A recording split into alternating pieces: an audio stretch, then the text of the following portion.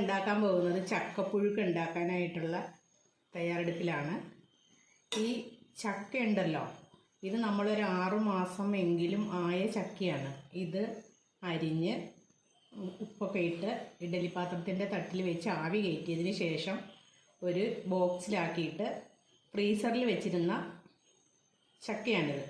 ഇത് നമ്മൾ ഇന്നാണ് എടുക്കാൻ പോകുന്നത്. സീസണിൽ ഇങ്ങനെയുള്ള സാധനങ്ങളൊക്കെ നമ്മൾ സ്റ്റോക്ക് ചെയ്ത് വെച്ച് കഴിഞ്ഞാൽ ഇല്ലാത്ത സമയത്ത് നമുക്കത് ഉപയോഗിക്കാൻ സാധിക്കും. ഈ ചക്കപ്പുഴുക്ക് ഉണ്ടാക്കുന്നതിന് ആവശ്യമായിട്ടുള്ള നാളികേരം, മഞ്ഞൾപ്പൊടി, കുറച്ച് മഞ്ഞൾപ്പൊടി, കുറച്ച് മുളക് പൊടിയും എടുത്തിട്ടുണ്ട്. ഒരു 4 പച്ചമുളക്, ജീരകം കുറച്ചെടുത്തിട്ടുണ്ട്. ഇഷ്ടമുള്ളവർ മാത്രം ജീരകം ചേർത്താൽ മതി. എല്ലാവർക്കും എല്ലാത്തിൻ്റെയും ടേസ്റ്റ് ഇഷ്ടപ്പെടണമെന്നില്ലല്ലോ. കറിവേപ്പിൻ്റെ ഇല,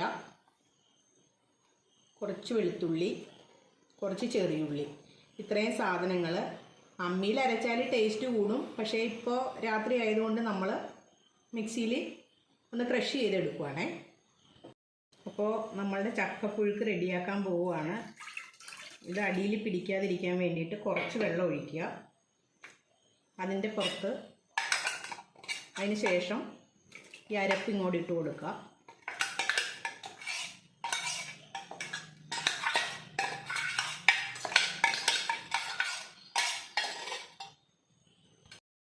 ഇനി നമ്മൾ ഈ അരപ്പിൻ്റെ അകത്തോട്ട് ഈ ചക്ക ചെറുതായിട്ട് അരിഞ്ഞിട്ട് ഉപ്പിട്ട് ആവിയിൽ വേവിച്ച് വെച്ചിരിക്കുന്നതാണ്. ഇതിങ്ങോട്ട് ഇടുക.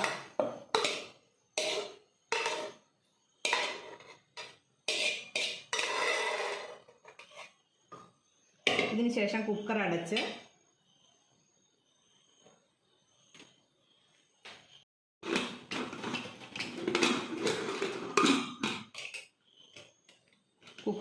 ഒരു വിസിലടിപ്പിച്ചാൽ മതി.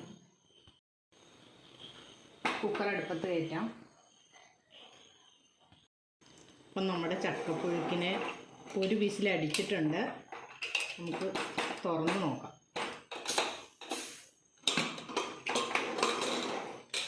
വെന്തിട്ടുണ്ട്. ഇളക്കി കൂട്ടാം. അയ്യോ,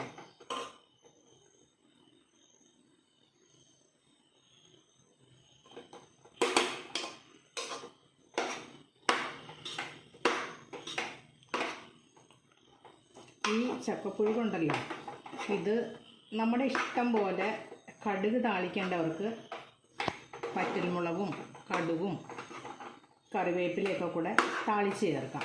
നമുക്ക് അതിനോട് താല്പര്യം ഇല്ലാത്തത് കൊണ്ട് അത് വേറൊരു ടേസ്റ്റാണ്. നമുക്ക് അത് താല്പര്യം ഇല്ലാത്തത് കൊണ്ട് നമ്മൾ കുറച്ച് പച്ച വെളിച്ചെണ്ണ ഒഴിച്ച് എടുക്കുകയാണ് ചെയ്യുന്നത്. അപ്പം നമ്മുടെ ചക്കപ്പുഴുക്ക് റെഡി ആയിട്ടുണ്ട്. ഇനി നമുക്ക് പ്ലേറ്റിലോട്ട് മാറ്റാം.